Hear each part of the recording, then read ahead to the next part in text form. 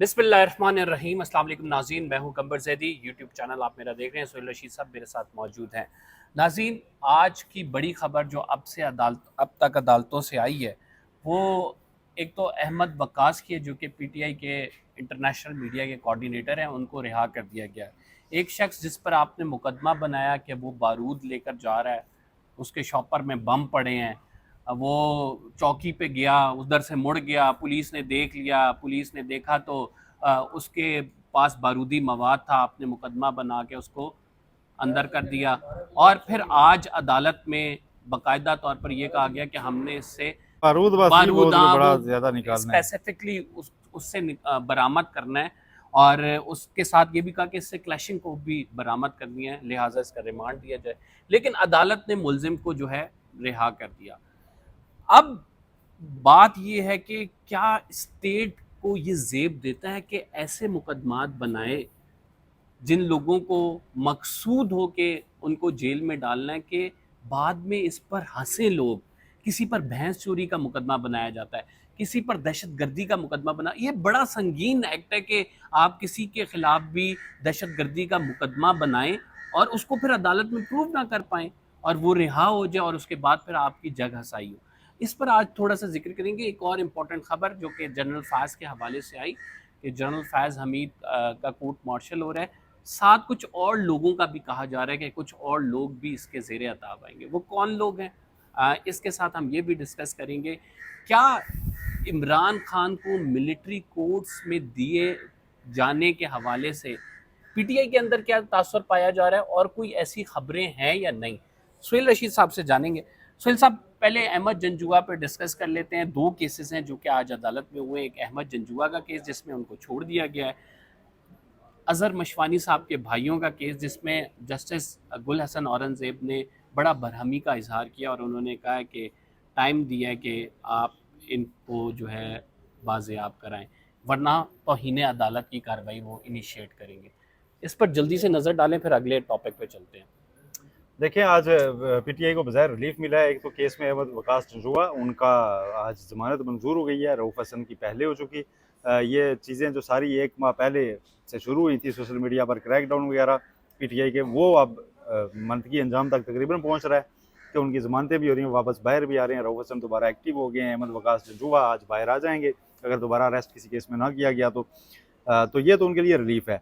दूसरा, वो क्या नाम है, मशवानी साहब, अज़हर मशवानी, उनके 2 भाई, उनको लापता हैं। उनका कुछ पता नहीं चल रहा है। इस्लामाबाद हाई कोर्ट के अहकामात के बावजूद बाजियाब नहीं हुआ और जस्टिस मियां गुल हसन औरंगज़ेब ने फैसला ये किया कि इस मामले में तौहीन अदालत की कार्रवाई इनिशिएट की जाए और तौहीन अदालत में सेक्रेटरी दिफा और जितने दाखिला और आईजी, इन सारों को उन्होंने कहा है जी कि आप 15 अगस्त को आएँ और बताएं कि तौहीन अदालत की कार्रवाई आपके खिलाफ क्यों शुरू ना की जाए। और ये अब नए रुख पे चल पड़ा है केस, लेकिन अभी तक उनका पता नहीं है दोनों भाइयों का। तो पीटीआई से मुतालिक तो इस्लामाबाद हाई कोर्ट की अब तक आज मुस्बत खबरें। मुस्बत खबरें ही नज़र आ रही हैं।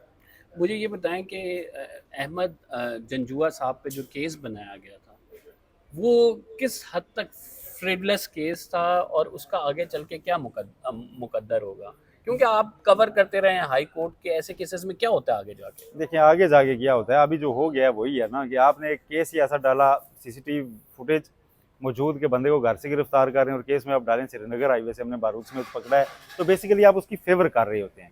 ये होता है कमज़ोर मुकदमा देना या कमज़ोर एफआईआर डालने का मतलब ये होता है कि आप एक्यूज को फेवर कर रहे हैं। मैं इसको इतना अर्सा अदालतों को कवर करके यही समझाऊँ, अगर किसी के ऊपर आप बहुत जल्दी में नैब रेफरेंस बना रहे हैं तो आप उसको फेवर कर रहे हैं। आप अगर इमरान खान के केसेस सारे कमज़ोर बनाए गए हैं तो प्रोसिक्यूशन ने उन्हें फेवर किया है। शायद सारू में तोशा खाने के 3 केस बनाने के बजाय अगर आप एक केस बनाते, टाइम लेते, मुकम्मल उसमें एविडेंस होता, चीज़ें रिकवर होती, तो शायद केस मजबूत होता। केस आपने कमज़ोर बनाया। एवन फील्ड रेफरेंस में आपने नवाज शरीफ को फेवर दी थी, आपने फौरी जनाब केस दायर करवाया, उसमें नैब को वक्त मिलता, वो प्रॉपर तरीके से कोई इंग्लैंड से मायदा होता, एविडेंस आते, जैसे इमरान फारूक केस में आए, वो आपको वहाँ की प्रॉपर्टीज़ वगैरह कोई किसके नाम रजिस्टर्ड हैं, कब हुई, वो सारा डॉक्यूमेंट ओरिजिनल मिलता, तो आज सूरत हाल और हो सकती थी। होती। आपने जल्दी रेफरेंस दायर करवाया और आपने कहा जी नवाज शरीफ बताएं। नवाज शरीफ के बेटे हो गए इश्तिहारी, उन्होंने कहा उनके नाम है, वो यहाँ है नहीं, आप मेरे साथ क्या कर सकते हैं। शरीक मुलजम के तौर पर हैसियत थी, मरकजी मुलजम बनाया, नवाज शरीफ बाद में बरी हो गए। क्योंकि मरकजी मुल्ज़िम वो नहीं बनते थे। यही अब 190 बिलियन पाउंड स्कैंडल में इमरान खान के साथ हुआ है। आपने उस केस को तो खराब कर यानी दिया। तमाम सियासी तो केसेस जब में जो हाँ है कच्चा पर्चा दिया प्रोसिक्यूशन जाता है सर, जान के लूप होल्स कच्चा पर्चा दिया जाता है कि ताकि कल इन लोगों को वापस ये निकल भी आए। उसका मकसद उनको सजाएं देना या बरकरार रखना नहीं होता ना, उसका मकसद वक्ती तौर पर उनको तंग करना होता है। तो उसमें फिर ये मामलात ऐसे ही होते हैं, इसी रुख चले जाते हैं। ये अनफॉर्चुनेट है और इससे जो एक पूरा आपका क्रिमिनल जस्टिस सिस्टम है उसके ऊपर फिर सवालात उठते हैं और जो पब्लिक हैं इस मुल्क की, उनका जो कॉन्फिडेंस है, उनका जो ट्रस्ट है ऐसे इंस्टीट्यूशंस के ऊपर, वो फिर थोड़ा शैकल होता है। ये मामलात इसी तरह होते हैं। मतलब वकास जंजुआ तो इसमें बस एक मिसाल ही। और इससे हम बात करें तो क्या स्टेट को ऐसी रियासत जिसमें भैंस चोरी के ऐसे मुकदमात बनते जाएं और ख़ुसूसन दहशतगर्दी के हवाले से, जब नेक्टा का आपको पता है कि पूरा वो मौजूद है, ऐसे मुकदमात से क्या तासुर जाता है यार रियासत का कि गैर संजीदा है? नहीं नहीं, वो जो देखें जो जेन्युइन केसेस है ना उसमें बड़ा तेज़ी से काम चलते हैं और उसमें आपको पता है कि उन लोगों के खिलाफ कार्रवाइयाँ जेन्युइन हो भी जाती हैं जो असली दहशतगर्द हैं, जो मुजरिम हैं। ये वाहिद आखिरी उम्मीद जो है कि मैंने चलते चलते अदालतों में वो केसेस भी कवर कर लिए, देख लिए जिनमें वो जेन्युइन मुजरिम थे और उनके खिलाफ बड़े अच्छे इन्वेस्टिगेशन हुई हैं। मैं आपको अभी मैंने नैब का जिक्र किया था, नैब ने पिछले 5-6 साल में टेक्स्ट बुक किस्म की इन्वेस्टिगेशंस भी की हैं। ऐसे ऐसे तफ्तीशी अफसरान थे कि आप देख के कहेंगे यार कि क्या बात है। लेकिन वो व्हेन इट ऐसी कम्स टू ऐसी पॉलिटिकल चीज़ों से केसेस उन्होंने, तब हाँ, नहीं होता, ऐसी आप कह ऐसी रहे हैं। चीज़ों से उन्होंने अनर्थ की हैं चीज़ें। एफआईए के काफ़ी सारे अफसरान ऐसे थे कि बंदा हैरान रहे कि यार इस इतने सोच के किए गए कारपोरेट क्राइम की जड़ तक बंदा पहुंच गया, ये बड़ी चीज़ होती है। उसके बाद फिर जब उसका आगे जो सब हो जाता है, तरमीमें हो जाती हैं, उससे भी उन लोगों को फ़ायदे हो जाते हैं। आज 300 प्लस केसेस नैब के रुके हुए हैं, वो सियासतदानों के ऊपर तो नहीं है ना, सियासतदानों के 10-20 होंगे ना, बाकी किसके ऊपर है? वो भी रुक गए हैं क्योंकि सियासतदान बीच में आ गए थे तो फ़ायदा उनको भी मिल रहा है। फिर खबर छपी है पिछले दिनों के आपके 900 कुछ मुलजमान करप्शन के बाहर भाग गए, ठीक है, उनके नाम ECL में डले, ये वो तरमीमें हो रही थी। फिर जब तरमीमें हो रही होती हैं, ट्रायल आपका रुका होता है ना, तो आपका बेल का राइट, आपका ECL में से नाम निकलवाने का राइट, ये सारे आप हाई कोर्ट्स में जाके इन्हीं अदालतों में वो कर लेते हैं कि जी ट्रायल मेरा चल नहीं रहा है, मुझे इन्होंने तंग किया, मुझे बाहर जाने, फिर वो चले जाते हैं, और ठीक है, हो जाती है, जमानतें भी हो जाती हैं, फिर वो वहाँ से वापस नहीं आते। कल नैब के दफ्तर के बाहर लोगों ने एहतजाज इतना किया। बड़े मुजाहिरीन आए हुए थे। वो कौन थे? वो सियासतदानों के खिलाफ थे? नहीं यार, वो डबल शाउं के खिलाफ थे, वो मजारबे वालों के खिलाफ थे। वो जो इस मुल्क में ऊपर ऊपर सियासत चलती रहती है और बीच में एक बंदा फराडिया उठता है दिहाड़ीबाज, वो लोगों को जाके कहता है जी ये सामने प्लाजे में ना हम होटल बना रहे हैं और उसका जनाब एक पूरा फ्लोर आपका होना है, आप हमारे बिल्कुल साथ ऐसे ही है। 5 लाख इनिशियली लगाएं और 5 बंदू और से 5-5 लगवाएं तो ये हम आपके नाम स्कैम कर जो देंगे, करते बस हैं। आ रहा है, आपको मंथली इतना मुनाफा मिलेगा, हम टैक्सी सर्विस शुरू कर रहे हैं ऑनलाइन, उसमें आपको इतना पैसा मिलेगा मंथली। लोग भी हमारे ना बेचारे सादे हैं या बस चालाक बनने के चक्कर में अपने घर वालों को भी नहीं बताया होता, जय भी जमा पूंजी सारी ना लगा के बैठे होते हैं और बाद में पता चलता है जी कि वो पैसा डूब गया, फिर अब वो यहाँ पे एहतजाज करने आए हुए थे। तो ये वो करप्शन केसेस में रुके हुए हैं। अब इनके ऊपर क्या करे बंदा, इसकी कहाँ बात करे। मैंने एक पूरी वीडियो की थी कि जनाब कैसे करप्शन का असल क्राइसिस पाकिस्तान का है क्या। मसला ये है कि उसको गाली बना दिया गया कि करप्शन पे आप बात नहीं कर सकते। कहते हैं जी ओ जी ये तो फिर नायब सिर्फ सियासी इंजीनियरिंग के लिए था। अच्छा यार सियासी इंजीनियरिंग के लिए था, 35 अरब रुपये जाली अकाउंट्स में से निकाल के उन्होंने आपके खजाने में दिए, बुला बुला के हुकूमतों के नुमाइंदों को उन्होंने ब्यूरोक्रेसी को वापस किए हैं, मुतलका डिपार्टमेंट्स को, ये लो यार तुम्हारा लूटा हुआ असल में पैसा उसकी था, दे इमेज दिया बिल्डिंग ज्यादातर सियासी केसेस के हवाले से होती है ना, इस वजह तो से उसको बेहतर करना बेहतर होता है ना। करने वो आपके मुल्क में पुलिस ने सियासी इंजीनियरिंग कर दी। ऐसे ही है, पुलिस भी इनसे। अब इंजीनियरिंग की बात हुई है तो एक और स्टोरी जहन में आ गई है और वो स्टोरी ये है जनरल फाज के हवाले से। कल जो प्रेस रिलीज जारी हुई है उसमें एक जो वो इंजीनियर थे, पॉलिटिकल इंजीनियर नहीं कह सकते हम उन्हें, जनरल फाज को क्या पता करते थे ना यार, मतलब हर यहाँ अनफॉर्चुनेटली पाकिस्तान में हर कोई जो उस क्या ओहदे पता पे अभी रहता वो है वो किसी करता सियासी है। इंजीनियरिंग में असद जिस दिन दुरानी साहब सियासी इंजीनियरिंग में जिस दिन वो कोई कन्विक्ट हो गए, कोई ट्रायल में कोई बात सामने आ गई तो मैं कहूँगा कि हाँ जी करते थे। अभी मैं कैसे कहूँ? चलें वो अभी आगे चल के आएंगी, बड़ी सारी हाँ, चीजें सियासी आएंगी। इंजीनियरिंग के मुतालिक अभी आएंगे। आपको लगता है कि सियासी इंजीनियरिंग करते थे वो? अगर अगर ये वाला मामला खोलेंगे तो फिर तो हमेशा के लिए इसका बाप बंद करना होगा ना। अगर ये वाला मामला खोल दिया और इस पर कन्विक्ट कर दिया तो इसका मतलब है कि आप हमेशा के लिए उस इदारे से पॉलिटिकल इंजीनियरिंग का बाप बंद कर रहे हैं। स्पेकुलेट नहीं करना चाहिए। कल से हुकूमत ने भी ना कुछ ज्यादा ही ढोल पीटा हुआ है। जी हाँ जी, अब आ गया जी, अब आया जी ऊँट पहाड़ के नीचे, ये हो गया, वो यार हो गया, वैसे अब एक इमरान एक खान। चीज, यार आप म्यूचुअल क्यों म्यूचुअल एक म्यूचुअल वो असल में उसकी वजह है अच्छी ना। चीज को क्यों गलत एक साबित मिनट, करने उस का लगे उसकी हुए हैं? वजह है। आपको क्या हकूम पता वो उसमें ये फैज आप हमीद, फैज हमीद गवर्नमेंट ये गवर्नमेंट का डेट डाल रही दुश्मन, है, नहीं फैज सुने, हमीद नहीं उसको चीफ छोड़ें, जस्टिस का उसको दुश्मन, छोड़ें। फैज गवर्नमेंट हमीद जो है ना, ये एक तीर से कई गवर्नमेंट शिकार खेले गए हैं। सर्कल जो है आसिम ना, मुनीर नहीं साहब का नहीं नहीं, दुश्मन। गवर्नमेंट सर्कल जो है ना, कल से ये बयानिया बना के ना कि जी पीटीआई अब इसके मुश्किल में आएगी इस गिरफ्तारी से, एक गुड इंटेंशन में शुरू की कार्रवाई में डेंट डाल रही है, उसको दागदार कर रही है। ये गवर्नमेंट को नहीं करना चाहिए। वो अगर उन्होंने आर्मी एक्ट की खिलाफ वर्जी किया, वो अगर मिसकंडक्ट करते रहे, उन्होंने अपने ओहदे का गलत इस्तेमाल किया है, तो उनको उस पर सजा मिलनी चाहिए, उसके ऊपर कार्रवाई होनी चाहिए।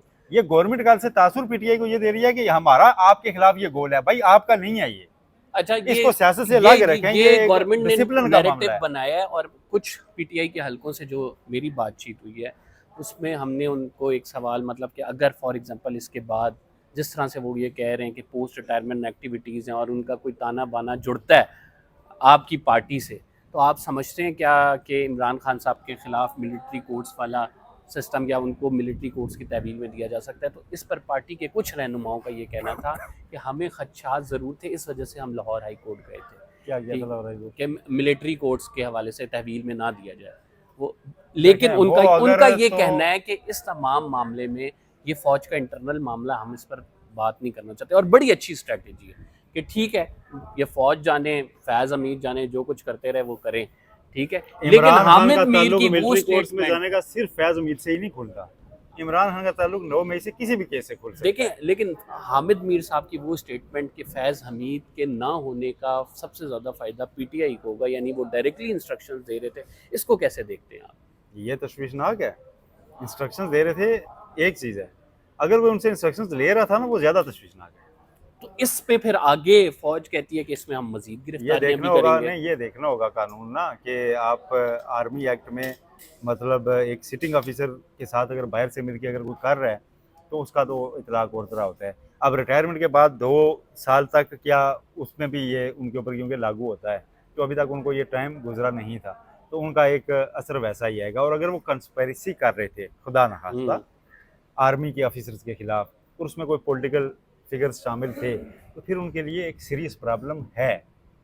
ये कोई माने ना माने, ये कोई कहे ना कहे, अगर ऐसा था और इसका एविडेंस हुआ तो ये एक सीरियस थ्रेट और प्रॉब्लम इमरान खान के लिए बन सकती है। ये प्रॉब्लम बन सकती है तो हमें अगर इमरान खान ने इस आस मामले लगाई पर हुई थी इस पीटीआई मामले से। बैकफुट पे नजर आ रही है आपको थोड़ी, बैकफुट पे नहीं, लेटना भी पड़ जाएगा अगर ऐसा हुआ? जी। क्यों? क्योंकि अगर आपका ऐसा एविडेंस हो जो वाकई कंक्रीट है, जिसमें आपने ऐसा किया हुआ है, तो ये यार ये तो इसको कंडेम भी करना चाहिए। लेकिन आपकी देखें अपनी अपनी आप जर्नलिस्टिक फेयर सेंस क्या क्रिटिसिज्म, कहती है? आप फेयर क्रिटिसिज्म कर सकते हैं, देखें, दारू की आपकी मुदाखलत नहीं अपनी होनी चाहिए। जर्नलिस्टिक सेंस क्या कहती है? क्या ऐसा जाके आगे कुछ स्टैब्लिश होने वाला है या नहीं? नहीं, मैं जर्नलिस्टिक सेंस के ऊपर स्पेकुलेट नहीं करता आप स्पेकुलेट ना करें, जब आप तक फैक्ट्स ना सामने। नहीं नहीं, एक सिर्फ एलामिया है हमारे सामने, मैंने अभी इसी को क्रिटिसाइज किया है हाँ, कि इसके ऊपर गवर्नमेंट क्यों स्पेकुलेशंस करके उसको दागदार कर रही है। हमारे सामने एक एलामिया है जो बड़ा वेल रिटन है, बड़ा प्रोफेशनली रिटन है, और उसमें यह बताया गया है कि कोई जल्दी नहीं की आर्मी ने। देखें, नवंबर 2023 में सुप्रीम कोर्ट ने ऑर्डर दिया, अप्रैल तक उसमें कुछ नहीं था। अप्रैल में जाके उन्होंने ज़रा इनिशियली चीज़ें देखी होंगी, अप्रैल में जाके उन्होंने एक जराए से एक तस्दीक हुई कि जी अब इंक्वायरी शुरू है। कल उन्होंने ऑन रिकॉर्ड एक प्रेस रिलीज से ये कहा कि हाँ फैज हमीद के खिलाफ इंक्वायरी हो रही थी और वो जो है और उसमें शिकायत की दुरुस्तगी के लिए इंक्वायरी हो रही थी कि शिकायत दुरुस्त है या नहीं, वो अब हो गई है। अब कोर्ट मार्शल में उनको एक फेयर अपॉर्चुनिटी मिलेगी खुद को डिफेंड करने की। ये आप समझें, फैज मीर को एक अपॉर्चुनिटी मिलेगी, वो वहाँ पे बैठेंगे, एक पार्टी होगी, एक साइड वो होंगे, एक साइड वो होंगे, इनका जी, वो उनका पूरा प्रोसीजर करेंगे। होता है कि मेजर जनरल एक वो हाँ, उसे कंडक्ट करता है और उसके बाद फिर मौका दिया जाता है बाकायदा वो अपनी सफाई पेश करें, उसके बाद फिर कार्रवाई की हाँ, जाती फिर है। उसमें वो विद इन उसमें वो अपील करते हैं, फिर उनके बाद लेकिन वो सोहेल साहब, एक बाहर बात भी बड़ी चैलेंज हो यकीनी है जाते कि हैं। फैज हमीद की गिरफ्तारी से तमाम हल्के हमें खुश नजर आ रहे हैं और कह रहे हैं अच्छी बात है, एहतसाब का अमल शुरू। यार हल्कों को खुश होना चाहिए ना। देखें, एक आप वो पुराना चीज़ नहीं है ना, रिसेंट की है, और उसमें जो दौर गुजरा फैज मीर साहब का, उसमें क्वेश्चंस थे, लोगों को उनसे शिकायत थी। जस्टिस शौकत सिद्दीकी की तकरीर में उनका नाम ही क्यों ले रहे, हर जगह उनका ही नाम क्यों लिया जा रहा था, कमर मोई साहब उनका ही नाम क्यों लेते थे। यार कुछ तो हुआ होगा ना यार, 10% तो ठीक हुआ होगा, अगर वो 10% भी ठीक था तो वो देखें मिसकंडक्ट है। लेकिन इस सारे मामले को अभी हम स्पेकुलेट बहुत ज़्यादा नहीं कर सकते। आपकी बात सही है कि जो आगे आगे तफ्तीश में बात सामने आएगी हम ज़रूर नाज़रीन के सामने रखेंगे। तो ये वो बातें थी जो आप तक पहुँचानी थी, अंदर की क्या ख़बरें हमारी कोशिश थी आज के दिन के हवाले से आपको दें। अगर आपने चैनल को सब्सक्राइब नहीं किया तो सब्सक्राइब ज़रूर कर दें। कमर ज़दी को इजाज़त दीजिए। अल्लाह निगहबान।